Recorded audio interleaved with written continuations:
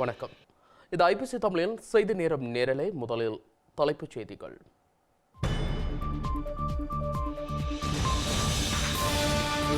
தாயகம் மற்றும் புகலிட நாடுகளில் பெருமெடுப்பில் போராட்ட ஏற்பாடுகள்.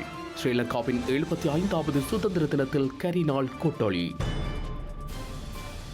யாழ் பல்கலைக்கழகம் முதல் அரசியல் தலைவர்கள் வரை எதிர்ப்புக்கு அழைப்பு. பிப்ரவரி 4 வணிக செயற்பாடுகள் மற்றும் போக்குவரத்துகள் முடக்கம்.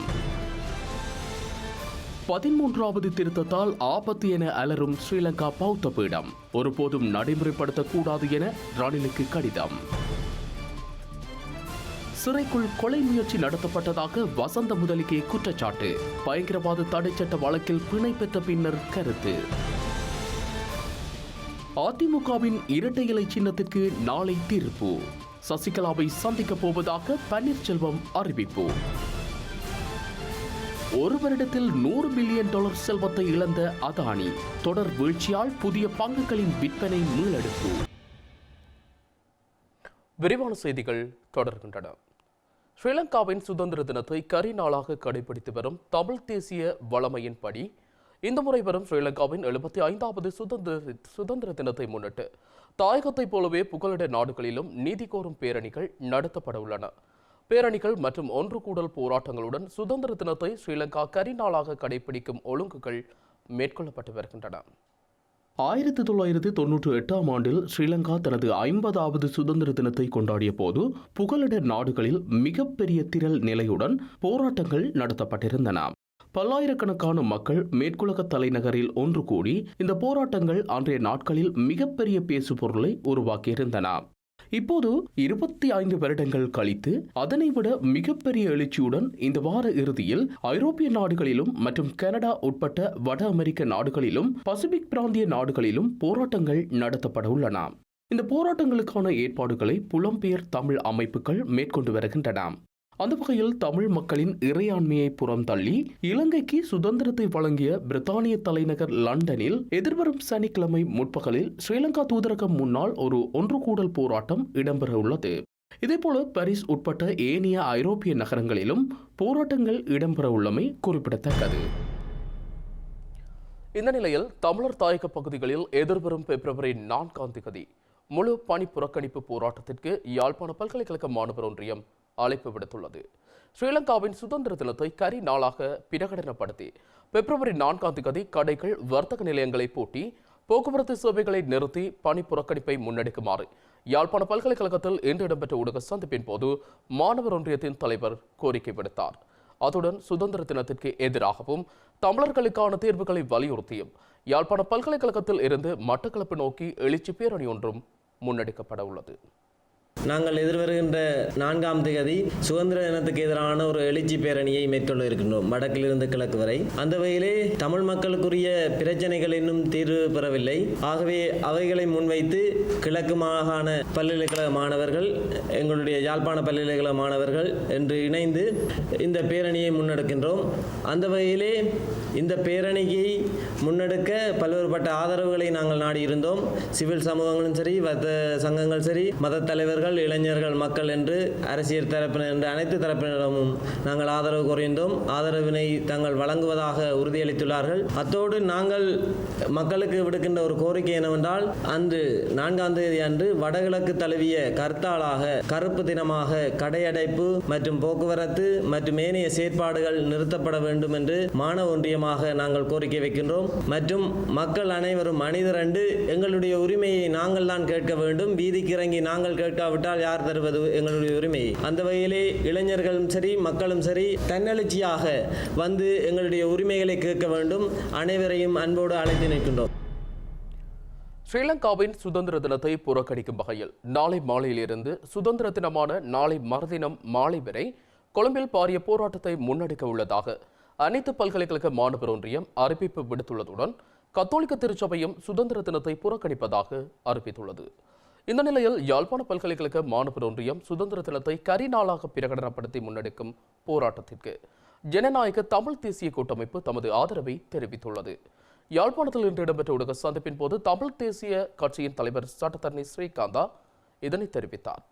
சுதந்திர தின கொண்டாட்டத்தை புறக்கணிக்கப் போவதாகவும் மனித உரிமை மீறல்கள் மறுப்புகள் இந்த அரசாங்கத்தின் கீழும் தொடர்ந்து கொண்டிருக்கின்ற காரணத்தினாலே நாளை மாலையிலிருந்து நாளை மறுநாள் மாலை வரையிலே கொழும்பிலே பாரிய போராட்டம் ஒன்றினை நடாத்தப் போவதாகவும் அனைத்து பல்கலைக்கழக மாணவர் மன்றம் அறிவிப்பு வெளியிட்டிருக்கிறது. அதே நேரத்திலே பொருளாதார சுமைக்கு மத்தியிலும் இத்தகைய கொண்டாட்டம் தேவைதானா?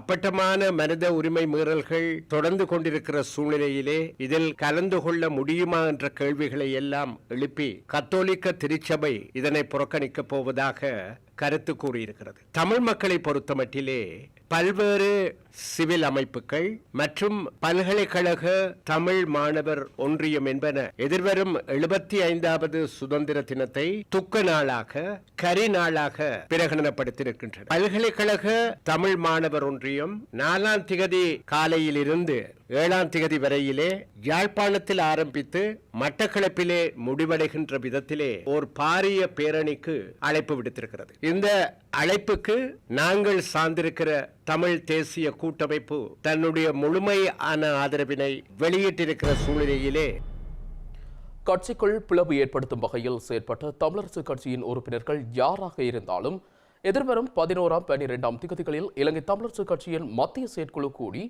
அவர்களுக்கு ஒழுக்காற்று நடவடிக்கை எடுக்கப்படும் என தமிழரசு கட்சியின் தலைவர் மாவை சேனாத் ராஜா தெரிவித்தார்.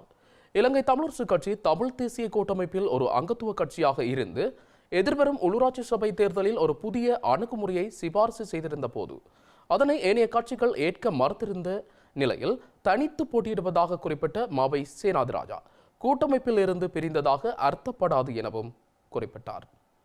இலங்கை தமிழரசு கட்சி தமிழ் தேசிய கூட்டமைப்பிலே முக்கிய அங்கம் வைத்து வந்திருக்கின்ற ஒரு கட்சி. அந்த கட்சி நடைபெற இருக்கின்ற உள்ளூராட்சி மன்ற தேர்தலில் ஒரு புதிய அணுகல் முறையை சிபாரிசு செய்திருக்கின்றார்கள். இறுதியாக தமிழ் தேசிய கூட்டமைப்பிலே அங்கம் வகிக்கின்ற கட்சிகள் அதில் அதிகம் விருப்பம் இல்லாமல் இருந்தார்கள். தமிழரசு கட்சி தன்னுடைய செயற்குழுவிலே அதை சிபாரிசு செய்தது. மற்ற ஏனைய 2 கட்சிகளுக்கும் புளோட் இயக்கத்துக்கும் டெலோ இயக்கத்துக்கும் அதைவிட நாங்கள் இனப்பிரச்சனைக்காக ஒன்றுபட்டு செயல்படுகின்ற ஏனைய தமிழ் தேசிய கட்சிகளுக்கும் அதில் விருப்பம் இல்லாத காரணத்தினாலும் ஒரு இணக்கமற்ற முறையில் நாங்கள் அந்த தேர்தலிலே போட்டியிடுகின்ற ஒரு நிலைமை ஏற்பட்டிருக்கின்றது. ஒவ்வொரு பொது தேர்தலுக்கு முன்னரும் தமிழரசு கட்சி டெலோ இயக்கம் புளோட் இயக்கம் 3 கட்சிகளும் ஒரு உடன்பாட்டை செய்திருக்கின்றன. தமிழ் தேசிய கூட்டமைப்பாக இலங்கை தமிழரசு கட்சியினுடைய சின்னம் வீட்டு சின்னத்திலே நாங்கள் தேர்தலில் போட்டியிட்டு பாராளுமன்ற தேர்தல் மாகாண சபை தேர்தல் ஏனைய தேர்தல்களிலும் நாங்கள் ஒற்றுமையாக தமிழ் தேசிய இனத்தின் விடுதலைக்காக ஒன்றுபட்டு உழைப்போம், அந்த வெற்றியை நாங்கள் பெற வேண்டும் என்று ஒரு உடன்பாட்டிலே நாங்கள் கையெழுத்திட்டிருக்கின்றோம். இப்பொழுதும் அந்த உடன்பாட்டின்படி தமிழ் தேசிய கூட்டமைப்பில் அங்கம் வகிக்கின்ற கட்சிகள் பாராளுமன்றத்தை பிரதிநிதித்துவப்படுத்தியிருக்கின்றன. திரு தவராஜா அவர்களுடைய அறிக்கையின் அடிப்படையிலும் மிகவும் அதிருப்தி அடைந்த மக்கள் அவர்களுடைய பிரதிநிதிகள் எங்கள் கட்சி பிரதிநிதிகள் இடத்திலே விடுத்த வேண்டுகோளின் அடிப்படையிலும் இந்த வாரத்திலே அநேகமாக 11ஆம் தேதி அல்லது 12ஆம் தேதி தமிழரசு கட்சியினுடைய மத்திய செயற்குழுவை கூட்டி அவ்வாறு தவறிழைத்தவர்கள் கட்சியை பிளவுபடுத்தக்கூடிய வார்த்தை பிரயோகங்களையும் செயல்பாடுகளையும் கொண்டு பேசுபவர்கள் அவர்கள் எந்த நிலையில் இருந்தாலும் இந்த அந்தஸ்தை கொண்டிருந்தாலும் அவர்களுக்கு எதிராக ஒழுங்கு நடவடிக்கை எடுக்கின்ற விடயத்தில் நாங்கள் எங்களுடைய செயற்குழுவிலே அந்த விடயங்களை ஆராய்ந்து ஒழுங்கு நடவடிக்கை எடுக்க வேண்டுமானால் அவர்கள் மீது ஒழுங்கு நடவடிக்கை எடுப்பதற்கு தீர்மானித்து இன்றைக்கு அந்த அறிவித்தலை கொடுத்திருக்கின்றேன். இலங்கையின் சுயாதீனத்தன்மை ஒற்றுமைப்பாடு தேசிய பாதுகாப்பு தொடர்பில் பாரிய சிக்கல்களை தோற்றுவிக்கும் 13வது அரசியலமைப்பு திருத்தத்தை எந்த வகையிலும் நடைமுறைப்படுத்தக்கூடாது என ஸ்ரீலங்காவின் 3 பௌத்த பீடங்களினதும் மகாநாயக்க தேரர்கள் கோரிக்கை விடுத்துள்ளனர். ஸ்ரீலங்கா ஜனாதிபதிக்கு அனுப்பியுள்ள கடிதத்திலேயே இவ்வாறு வலியுறுத்தப்பட்டுள்ளது. காணி காவல்துறை அதிகாரங்கள், புராதன வரலாற்று சின்னங்கள், மத அமைப்புகளை ஒழுங்குபடுத்தும் அதிகாரங்களை மாகாண சபைகளுக்கு வழங்குவதன் மூலம் இலங்கையில் பிரிவினைவாதத்தை ஏற்படுத்துவதற்கான சந்தர்ப்பம் உருவாகும் என ஸ்ரீலங்காவின் 3 பீடங்களையும் சேர்ந்த மகாநாயக்க தேரர்கள் தெரிவித்துள்ளனர். இலங்கையில் ஏற்படக்கூடிய சிக்கல் மற்றும் பாதகமான நிலையை கருத்தில் கொண்டே ஏற்கனவே ஜனாதிபதி பதவி வகித்தவர்கள் 13வது அரசியலமைப்பு திருத்தத்தை முழுமையாக நடைமுறைப்படுத்துவதை தவிர்த்து கொண்டதாக மகாநாயக்க தேரர்கள் சுட்டிக்காட்டியுள்ளனர். மக்களின் இறைமையை பாதுகாக்கும் பொறுப்புள்ள நிறைவேற்று அதிகார ஜனாதிபதி மத்திய அரசாங்கத்தின் இறைமையை சீர்குலைக்கும் இத்தகைய அரசியலமைப்பு திருத்தத்தை நடைமுறைப்படுத்துவதற்கு நடவடிக்கை எடுக்கின்றமை மக்கள் மத்தியில் அதிருப்தி ஏற்படுத்துவதற்கு காரணமாக அமையும் எனவும் மகாநாயக்க தேரர்கள் அறிவித்துள்ளனர். இத்தகைய பிரேரணைகளை நிராகரிக்க நடவடிக்கை எடுக்க வேண்டும் என மகாநாயக்க தேரர்கள் ஸ்ரீலங்கா ஜனாதிபதிக்கு அனுப்பியுள்ள கடிதத்தில் குறிப்பிட்டுள்ளது. இலங்கையில் உள்ள தமிழ் மக்களின் பிரச்சினைகளுக்கு தீர்வு காணும் உண்மையான நோக்கத்துடன் கூடிய அரசாங்கம் தேசிய பிரச்சினைக்கான தீர்வை கொண்டு வர வேண்டும் என்பதே தமது நிலைப்பாடு என ஜேபிபி தலைமையிலான தேசிய மக்கள் சக்தி தெரிவித்துள்ளது. ஏனைய அரசியல் கட்சிகள் மீது தமக்கு நம்பிக்கை இல்லை எனவும் தனது கட்சியால் அதனை செய்ய முடியும் எனவும் கொழும்பில் ஊடகம் ஒன்றிற்கு வழங்கிய சபையில் அக்கட்சியின் நாடாளுமன்ற உறுப்பினர் கரணி அமரசூரிய தெரிவித்துள்ளார். இலங்கையில் அரசியலமைப்பின் 13வது திருத்தச் சட்டம் முழுமையாக நடைமுறைப்படுத்தப்பட வேண்டும் எனவும் தேசிய பிரச்சினைக்கான தீர்வாக இது அமையும் எனவும் தேசிய மக்கள் சக்தியின் நாடாளுமன்ற உறுப்பினர் கரணி அமரசூரிய தெரிவித்துள்ளார். அரசியலமைப்பின் 13வது திருத்தச் சட்டத்தை நடைமுறைப்படுத்துவது தொடர்பில் ஸ்ரீலங்கா ஜனாதிபதி ரணில் விக்ரமசிங்கவின் வாக்குறுதிகள் மற்றும் முன்முயற்சிகள் மீது தமது கட்சிக்கு நம்பிக்கை இல்லை எனவும் அவர் கூறியுள்ளார். இந்த நிலையில் இதனை நடைமுறைப்படுத்துவது குறித்து அவர் பேச வேண்டிய அவசியம் இல்லை எனவும் அவரது வாக்குறுதிகள் வெற்றி வார்த்தைகள் எனவும் அவர் குறிப்பிட்டுள்ளார். இதன் அடிப்படையில் அவர் அரசியலமைப்பின் 13வது திருத்தச் சட்டத்தை நடைமுறைப்படுத்த மாட்டார் என கரணி அமரசூரிய மேலும் குற்றம் சாட்டியுள்ளார். ஸ்ரீலங்காவின் பயங்கரவாத தடை சட்டத்திற்கு எதிரான கருத்துக்கள் அதிகரித்துள்ள நிலையில் அதனை பயன்படுத்தி தென்னிலங்கையை சேர்ந்தவர்கள் விடுதலை செய்யப்படுவதாகவும் தமிழ் அரசியல் கைதிகள் தொடர்ந்தும் சிறைகளில் வாடுவதாகவும் நாடாளுமன்ற உறுப்பினர் கஜேந்திரகுமார் பொன்னம்பலம் தெரிவித்துள்ளார். வவுனியாவில் இன்று இடம்பெற்ற தேர்தல் பிரச்சார கூட்டத்தில் கலந்து கொண்டு உரையாற்றிய கஜேந்திரகுமார் பொன்னம்பலம் 13வது திருத்தம் ஒற்றையாட்சிக்கு உட்பட்டது எனவும் இதனால் தமிழ் மக்களுக்கு எந்த பயனும் இல்லை எனவும் தெரிவித்தார். இலங்கை சர்வதேச மட்டத்தில் ஒரு பேச்சு பொருளாக இருக்கு. ஆனால் ஒரு பேச்சு பொருளாக இருக்கவும் இன்றைக்கு அதாவது தமிழ் மக்களுடைய விவகாரம் தான் ஒரு பேச்சு பொருளாக இருக்கு. ஆனா பேச்சு பொருளாக இருக்க தமிழ் மக்களுக்கு ஒரு முன்னேற்றம் இருக்கா? தமிழ் மக்களுக்கு ஒரு முன்னேற்றம் இருக்கா? பயங்கரவாத தடுப்பு சட்டம் பிழையான சட்டம், பயங்கரவாத தடுப்பு சட்டம் நீக்க வேண்டும் என்று சொன்னாலும் கூட அந்த பயங்கரவாத தடுப்பு சட்டத்துக்கு கீழே தமிழ் மக்கள் எத்தனை வருஷமா அடைக்கப்பட்டிருக்காங்க? 10 வருஷத்துக்கு மேல எந்த விதமான சாட்சியம் இல்லாமல் வழக்கை நடத்த முடியாமல் ஆனால் அந்த சிறைக்குள்ள அடைக்கப்பட்டிருக்கிறாங்க. சரி, நேற்று முந்த நாள் தென்னிலங்கையில போராடின ஒரு சிலர் அடைக்கப்பட்டது பயங்கரவாத தடுப்பு சட்டத்துக்கு கீழே. ஆனா அவர்களை விட்டாச்சு. இந்த சட்டம் ஒரு கொடூரமான சட்டம் என்று சொல்லி விடுறவர்கள் யார்? தென்னிலங்கையில் இருக்கிறவர்கள், சிங்கள மக்கள். ஆனா பிடிப்பட்ட தமிழ் மக்கள் விடவில்லை. ஆனா தமிழ் மக்களுடைய பெயர், தமிழ் மக்களை பாதிக்கிற ஒரு விஷயத்தை வச்சுதான் சிங்கள மக்கள் விடுதலை அடைகிறார். ஆனா காட்டப்படுற படம் ஏதோ தமிழருக்காக குரல் கொடுக்கிற மாதிரி காட்டப்படுகின்றது. 13ஆம் திருத்தம் இந்த ஒற்றையாட்சிக்குள்ள இருக்கிற ஒரு கட்டமைப்பு. ஒற்றையாட்சி என்றா சிங்கள பௌத்த ஆட்சி. வேற எவருக்கும் இங்க ஆட்சி அதிகாரம் கிடையாது ஒற்றையாட்சிக்குள்ள. அதனாலதான் தமிழ் பெருந்தலைவர்கள் கடந்த 75 வருஷமாக இந்த ஒற்றையாட்சியை அடியோடையே நிராகரித்து வருகிறார். இதுல பிரயோசனம் இல்லை என்று சொல்றேன். ஸ்ரீலங்கா ஜனாதிபதி ரணில் விக்ரமசிங்க தலைமையிலான அரசாங்கத்திற்கு தம்மை கொலை செய்யும் நோக்கமே இருந்ததாகவும் விஜயவீர மற்றும் விஜயகுமார் துங்க ஆகியோருக்கு ஏற்பட்ட நிலைமையே தமக்கு ஏற்படும் என ஸ்ரீலங்கா காவல்துறை அதிகாரியொருவர் தம்மை எச்சரித்ததாகவும் அனைத்து பல்கலைக்கழக மாணவர் ஒன்றியத்தின் ஏற்பாட்டாளர் வசந்த முதலிகே குற்றம் சாட்டியுள்ளார். கொழும்பில் இன்று இடம்பெற்ற ஊடக சந்திப்பில் கருத்து வெளியிட்ட வசந்த முதலிகே தம்மை நீதிமன்றத்தில் முன்னிலைப்படுத்தாமல் நீதிக்கு புறம்பாக தடுத்து வைத்து கொலை அச்சுறுத்தல் விடுத்ததாகவும் வாகனத்தில் கடத்தி சென்று மறைவான இடத்தில் வைத்து துன்புறுத்தியதாகவும் கூறியுள்ளார். மக்களின் போராட்டத்திற்குள் பல வெற்றிகளை சமூகத்திற்கு பெற்றுக் கொடுத்துள்ளோம். இந்த மக்கள் போராட்டத்திற்குள் கிடைத்த பிரதான வெற்றியே மக்களின் பலத்திற்கு முன்னால் அனைத்தும் கீழே என்பது என்ற விடயம் அதிகமாக இந்த சமூகத்தில் உறுதி செய்யப்பட்டது. இந்த மக்கள் போராட்டத்தின் ஒரு கட்டம் நிறைவடைந்துள்ளது. கடந்த காலங்களில் ஜனாதிபதி ரணில் விக்ரமசிங்க எம்மை பயங்கரவாத தடுப்பு சட்டத்தின் கீழ் கைது செய்ய நடவடிக்கை எடுத்தார். ஆகஸ்ட் மாதம் 18ஆம் தேதி பிடியாணை இருந்ததாக தெரிவித்து கைது செய்தனர். கல்வவ ஸ்ரீதம்ம தேரர், அதேபோன்று நான், ஜீவந்திர சகோதரர் உள்ளிட்ட சிலரை கைது செய்து பொய்யான வழக்குகளை செய்து சாட்சியங்களை தேடுவதாக கூறி பொய்யான சாட்சியங்களை உருவாக்கி நீண்ட காலம் எம்மை சிறை வைப்பதற்கான முன்னேற்பாடுகள் செய்யப்பட்டன. எம்மை சிறை வைப்பது என்பதை தனியொருவருக்கு எதிராக மேற்கொள்ளப்படும் அடக்குமுறை அல்ல. இந்த முழு சமூகத்திலும் போராடும் உங்களுக்கும் இதுவே நடைபெறும். மீண்டும் வீதியில் இறங்கினால் இதுவே நடைபெறும். இதனை காண்பிக்கும் வகையிலேயே அரசாங்கமும் ரணில் விக்ரமசிங்கவும் பயங்கரவாத தடை சட்டத்தின் கீழ் எமக்கு எதிராக வழக்கு தொடுத்தனர். இந்த திரைக்கதையை எழுதும் போது இவ்வாறு எம்மை விடுதலை செய்யும் நோக்கம் இருக்கவில்லை. முடிந்தால் எம்மை கொலை செய்து அல்லது வருடக்கணக்கில் எம்மை சிறை வைக்கவே அரசாங்கம் முயற்சித்தது. எனினும் இந்த நாட்டு மக்களின் தொடர்ச்சியான தலையீடுகளுக்கு மத்தியில் அடக்குமுறைக்கு முன்னால் மண்டியிடுவதற்கு பதிலாக அதற்கு எதிராக முன்னெடுக்கப்பட்ட போராட்டங்களில் சட்டத்தரணிகள், தொழிற்சங்கத்தினர், பல்கலைக்கழக விரிவுரையாளர்கள், வங்கி ஊழியர்கள், ஆசிரியர்கள், அதனையும் தாண்டி அனைத்து குடிசார் செயற்பாட்டாளர்களும், சகோதரர்களும் சகோதரிகளும் இணைந்திருந்தனர். அதேபோன்று ஒவ்வொருவரினதும் தாய் மற்றும் தந்தையர் இந்த போராட்டத்தில் இணைந்திருந்தனர். மேன்முறையீட்டு மனுவில் கையெழுத்திட்ட தந்தை மற்றும் தாய்மாரை நாம் பார்த்தோம். சத்திய கடதாசிகளில் கையெழுத்திட்ட தாய் மற்றும் தந்தையர்களை நாம் பார்த்தோம். நாம் நீதிமன்றம் சென்றபோது எம்மை பார்க்க வந்த தந்தை மற்றும் தாய்மார் 167 நாட்கள் சிறை வைக்கப்பட்டிருந்த போது உணவு பொதியொன்றுடன் வருகை தந்து எமது துக்கத்தை விசாரித்த தாய் மற்றும் தந்தையர், இந்த அடக்குமுறைகளுக்கு எதிராக போராட வேண்டும் என எண்ணிய தாய் மற்றும் தந்தைமார், கண்ணீர் புகை மற்றும் தடியடி பிரயோகம் நடத்திய போதிலும் வெயிலையும் பொருட்படுத்தாது முன்னின்ற தாய், தந்தையர் மற்றும் அனைத்து பல்கலைக்கழக மாணவர்களின் தொடர்ச்சியான போராட்டங்களினால் எம்மை விடுதலை செய்ய வேண்டும் என்ற விடயம் அரசாங்கத்திற்கு முன்வைக்கப்பட்டு எம்மை தற்போது விடுதலை செய்துள்ளார்கள்.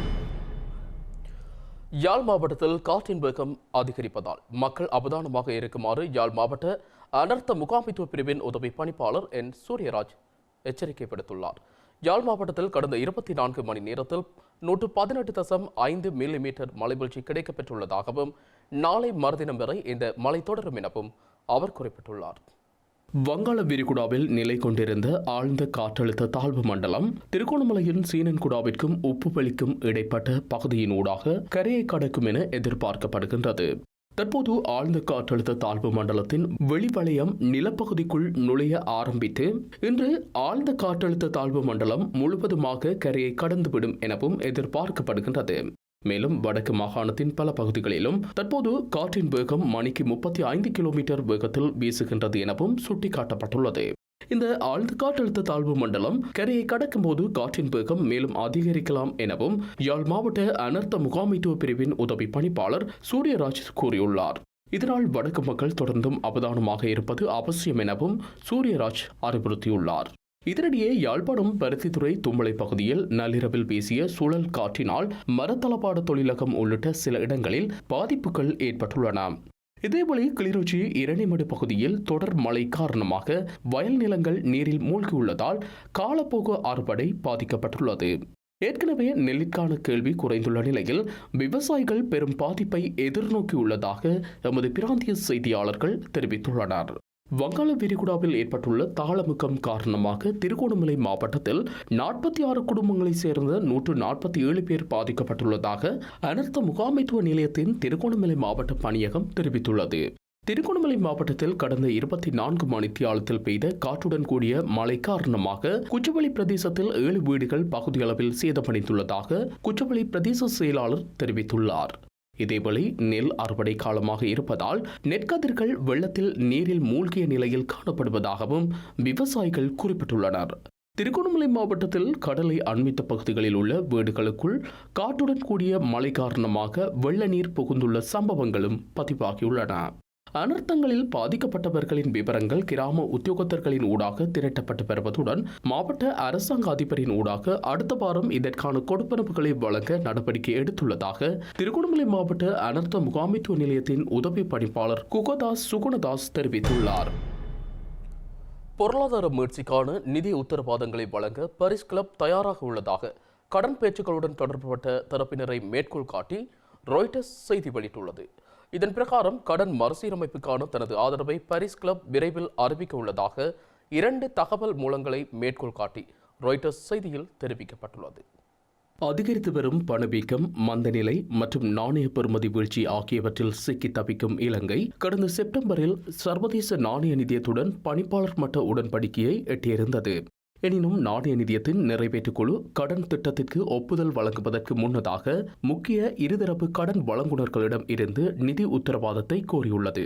இலங்கையின் பொதுக்கடன் மொத்த உள்நாட்டு உற்பத்தியில் 122% உள்ளதுடன் இதில் 70% வெளிநாட்டு நாணயத்தில் உள்ளதாக சுட்டிக்காட்டப்பட்டுள்ளது. இந்த நிலையிலேயே சர்வதேச நாணய நிதியத்தின் கடனை பெறுவதற்கான நிதி உத்தரவாதத்தை பரிஸ் கிளப் வழங்க உள்ளதாக தகவல் வெளியாகியுள்ளது. பேச்சுக்கள் பிரத்யேகமானவை என்பதால் தகவல் வழங்கிய அதிகாரிகள் தமது பெயரை குறிப்பிட வேண்டாம் என கோரியதாகவும் ராய்ட்டர்ஸ் செய்தி வெளியிட்டுள்ளது. சீனா, இந்தியா மற்றும் பாரிஸ் கிளப் அல்லாத தரப்பினரே இலங்கையின் முக்கியமான இருதரப்பு கடன் வழங்குனர்களாக உள்ளதாகவும் பாரிஸ் கிளப் உத்தரவாதம் சீனாவை நம்பியிருக்கவில்லை எனவும் தெரிவிக்கப்பட்டுள்ளது. சீனாவை தவிர பாரிஸ் கிளப் அல்லாத தரப்பினரின் நிதி உத்தரவாதத்தை பெற்றுள்ளதாக மற்றொரு தகவல் மூலம் கூறியுள்ள போதிலும் மேலதிக விவரங்கள் எதுவும் வெளியிடப்படவில்லை. சர்வதேச நாணய நிதிய கடன் திட்டத்தின் ஒரு பகுதியாக இலங்கையின் கடன் சுமையை குறைக்க இந்தியா இணங்கியுள்ளதுடன் சீனாவின் ஏற்றுமதி மற்றும் இறக்குமதி வங்கியும் கடனை செலுத்துவதற்கு 2 வருட கால அவகாசத்தை வழங்கியுள்ளது. எனினும் சர்வதேச நாணய நிதியத்தின் கடனுதவியை பெறுவதற்கு சீனா வழங்கிய உத்தரவாதம் போதிய அளவில் இல்லை என இலங்கைக்கு விஜயம் செய்திருந்த அமெரிக்க அரசியல் விவகாரங்களுக்கான துணை செயலாளர் விக்டோரியா நோலண்ட் கூறியிருந்தார். ஸ்ரீலங்காவின் கடந்த கால அரசுகளால் விடுக்கப்பட்டு வந்ததாக உறுதியளிக்கப்பட்டு வந்த நிலையில் இதுவரை காலமும் இழுத்தடிக்கப்பட்டு வந்த யாழ்ப்பாணம் வலிகாமம் வடக்கில் உள்ள ஒரு தொகுதி காணிகள் மக்களிடம் மீள கையளிக்கப்பட உள்ளன. யுத்தத்தின் போது பாதுகாப்பு படையினர் வசமிருந்த சுமார் 108 ஏக்கர் காணியே இவ்வாறு விடுவிக்கப்பட்டு அதற்குரிய 197 குடும்பங்களிடம் கையளிக்கப்பட உள்ளதாக ஸ்ரீலங்காவின் ஜனாதிபதி ஊடக பிரிவு கூறியுள்ளது. யாழ்ப்பாணம் வலிகாமம் வடக்கு பகுதியில் இராணுவத்தினர் வசமிருந்த 5 காணிகளும் கடற்படையினர் வசமிருந்த ஒரு காணியும் நாளை மக்களிடம் கையளிக்கப்பட உள்ளன. இலங்கையின் 75வது சுதந்திர தின விழாவை முன்னிட்டு வடக்கில் உள்ள காணிகளை விடுவித்து அவற்றை உரிமையாளர்களிடம் கையளிப்பதாக ஜனாதிபதி ரணில் விக்ரமசிங்க வழங்கிய வாக்குறுதியை நிறைவேற்றும் வகையில் இந்த காணி விடுவிக்கப்படுவதாக ஸ்ரீலங்கா ஜனாதிபதியின் ஊடக பிரிவு கூறியுள்ளது. ஸ்ரீலங்கா பாதுகாப்புத்துறையின் முழு கண்காணிப்புடன் இந்த காணி விடுவிப்பு வேலை திட்டம் முன்னெடுக்கப்படுவதாகவும் தெரிவிக்கப்பட்டுள்ளது. இதற்காக காணி உரிமையாளர்கள் வெளிப்படைத்தன்மையுடன் அடையாளம் காணப்பட்டுள்ளனர். இதன் அடிப்படையில் யுத்தத்தினால் இடம்பெயர்ந்து தொடர்ந்தும் பருத்தித்துறையில் உள்ள 9 முகாம்களில் தங்கியுள்ள 75 குடும்பங்களுக்கு பலாலி வடக்கு பிரதேசத்தில் உள்ள அரசாங்கத்திற்கு சொந்தமான சுமார் 13 ஏக்கர் காணிகள் பகிர்ந்தளிக்கப்பட உள்ளன. இவ்வாறு விடுவிக்கப்படும் காணியில் அமைந்துள்ள மாநகர சபை மண்டபம் அன்றைய தினமே வலிகாமம் வடக்கு பிரதேச சபையிடம் கையளிக்கப்பட உள்ளது. இதேவேளை மீள்குடியமர்த்தப்படும் 197 குடும்பங்களும் மீள்குடியமர்வு அவசியமான உதவித்தொகையை உடனடியாக வழங்குமாறும் மீள்குடியேற்ற அமைச்சிற்கு ஜனாதிபதி ரணில் விக்ரமசிங்க பணித்துள்ளமையும் குறிப்பிடத்தக்கது. ஸ்ரீலங்காவின் அனைத்து பல்கலைக்கழக மாணவர் ஒன்றியத்தின் ஏற்பாட்டாளர் வசந்த முதலிகேவை விடுதலை செய்யுமாறு நீதிமன்றம் பிறப்பித்த கட்டளைக்கு எதிராக மேன்முறையீடு செய்வதற்கு சட்டமா அதிபரிடம் காவல்துறையினர் கோரிக்கை விடுத்துள்ளனர். வசந்த முதலிகேவை நீதிமன்றம் விடுதலை செய்துள்ள நிலையிலேயே காவல்துறை தலைமையகம் இந்த வேண்டுகோளை விடுத்துள்ளது. ஸ்ரீலங்காவின் பயங்கரவாத தடைச்சட்டத்தின் கீழ் குற்றம் இழைத்ததாக தடுத்து வைக்கப்பட்டுள்ள வசந்த முதலிகேவை விடுவிக்க கொழும்பு பிரதான நீதவான் நீதிமன்றத்தினால் நேற்று முன்தினம் உத்தரவு பிறப்பிக்கப்பட்டிருந்தது. பயங்கரவாத தடைச்சட்டத்தின் கீழ் சுமத்தப்பட்டுள்ள குற்றச்சாட்டுகள் வசந்த முதலிகேவிற்கு பொருந்தாது என பிரதான நீதவான் அறிவித்திருந்தார். இந்த நிலையில் வசந்த முதலிகையின் விடுதலைக்கு எதிராக சட்டமா அதிபர் திணைக்களம் நீதிமன்றத்தில் மேன்முறையீடு செய்ய வேண்டும் என ஸ்ரீலங்காவின் காவல்துறை தலைமையகம் வேண்டுகோள் விடுத்துள்ளது. இது தொடர்பிலான வேண்டுகோளை காவல்துறை தலைமையகம் சட்டமா அதிபர் திணைக்களத்திடம் சமர்ப்பித்துள்ளது. வசந்த முதலிகேவிற்கு எதிராக பயங்கரவாத விசாரணை பிரிவினரின் விசாரணை தொடர்வதன் காரணமாகவே இந்த வேண்டுகோளை விடுத்துள்ளதாக காவல்துறை ஊடக பேச்சாளர் தெரிவித்துள்ளார். மக்கள் விடுதலை முன்னணிக்கு இலங்கையில் ஆட்சி செய்யும் அதிகாரம் கிடைத்தால் எதிரிகள் கொல்லப்படுவார்கள் என ஐக்கிய மக்கள் சக்தி எச்சரித்துள்ளது. வடகொரியாவில் நடைமுறைப்படுத்தப்படும் சட்டம் மக்கள் விடுதலை முன்னணியால் இலங்கையிலும் நடைமுறைப்படுத்தப்படும் என கம்பகாவில் நடைபெற்ற மக்கள் சந்திப்பில் ஐக்கிய மக்கள் சக்தியின் உறுப்பினர் தனவர்த்தன குறுகே சுட்டிக்காட்டியுள்ளார். காலி முகத்திடலில் இடம்பெற்ற போராட்டங்கள் குறித்து பதிவிட்ட பிரித்தானிய பிரஜை ஹெய்லி பிரேசரை கண்டுபிடிப்பதற்கு ஸ்ரீலங்காவின் குடிவரவு மற்றும் குடியகல்வு திணைக்களம் பொதுமக்களிடம் உதவி கோரியுள்ளது.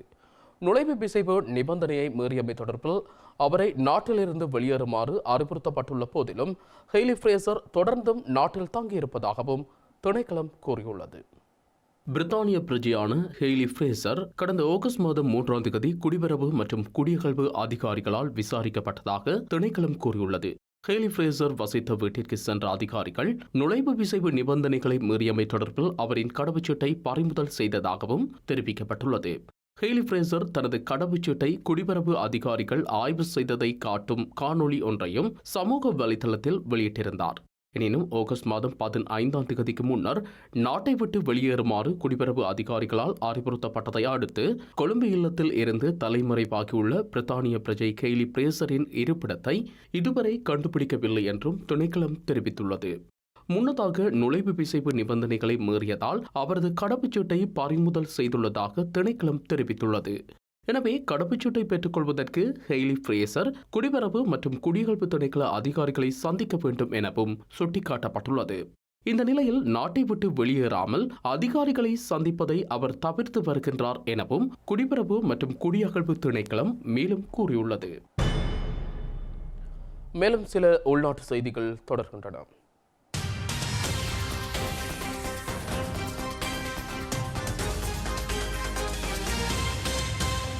ஸ்ரீலங்கா நீர்வளங்கள் மற்றும் தோட்ட உட்கட்டமைப்பு அபிவிருத்தி அமைச்சர் ஜீவன் தொண்டமான் தலைமையில் விசேட கலந்துரையாடல் ஒன்று தேசிய நீர்வளங்கள் வடிகாலமைப்பு சபை கேட்போர் கூடத்தில் இன்று இடம்பெற்றது.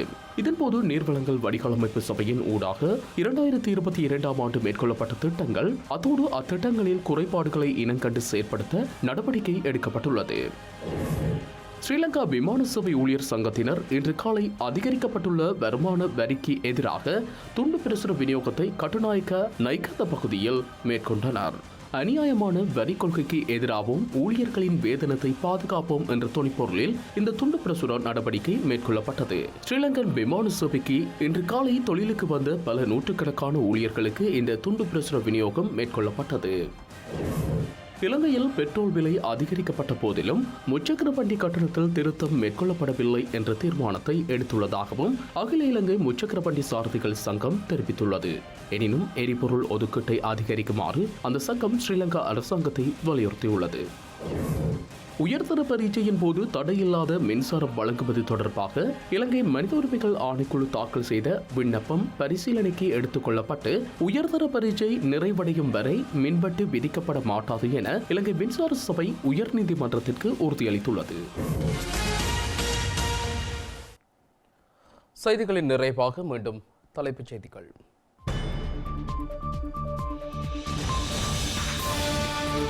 தாயகம் மற்றும் புகலிட நாடுகளில் பெருமெடுப்பில் போராட்ட ஏற்பாடுகள். ஸ்ரீலங்காவின் 75வது சுதந்திர தினத்தில் கரிநாள் கூட்டொளி. யாழ் பல்கலைக்கழகம் முதல் அரசியல் தலைவர்கள் வரை எதிர்ப்புக்கு அழைப்பு. பிப்ரவரி 4 வணிக செயற்பாடுகள் மற்றும் போக்குவரத்துகள் முடக்கம். 13வது திருத்தத்தால் ஆபத்து என அலரும் ஸ்ரீலங்கா பௌத்த பீடம். ஒருபோதும் நடைமுறைப்படுத்தக்கூடாது என ரணிலுக்கு கடிதம். சிறைக்குள் கொலை முயற்சி நடத்தப்பட்டதாக வசந்த முதலிகே குற்றச்சாட்டு. பயங்கரவாத தடைச்சட்ட வழக்கில் பிணை பெற்ற பின்னர் கருத்து. அதிமுகவின் இரட்டை இலை சின்னத்திற்கு நாளை தீர்ப்பு. சசிகலாவை சந்திக்கப் போவதாக பன்னீர்செல்வம் அறிவிப்பு. ஒரு வருடத்தில் $100 பில்லியன் செல்வத்தை இழந்த அதானி. தொடர் வீழ்ச்சியால் புதிய பங்குகளின் விற்பனை மீளெடுப்பு. இத்துடன் ஐபிசி தமிழின் செய்தி நேரம் நேரலை நிறைவடைகிறது. உடனுக்குடன் செய்திகளை அறிந்து கொள்ள ibctamil.com என்ற நமது இணையதளத்தை பார்வையிடுங்கள். வணக்கம்.